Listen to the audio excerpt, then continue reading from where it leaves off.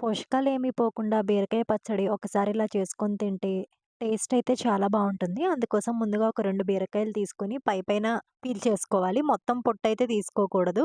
Next ఇప్పుడు ఆ బీరకాయలు సాల్ట్ వాటర్‌లో వేసుకొని ఒక 10 నిమిషాలు అందులోనే ఉంచాలి. ఈలోపు స్టవ్ మీద ఒక బాండీ పెట్టుకొని ఒక 2 స్పూన్ల నువ్వులు వేయించుకోవాలి. నువ్వులు వేగిన తర్వాత ఒక స్పూన్ ఆయిల్ వేసుకొని 2 స్పూన్ల పచ్చిశనగపప్పు కూడా వేయించుకోవాలి. అలాగే కొంచెం కరివేపాకు అందులో వేసుకోవాలి.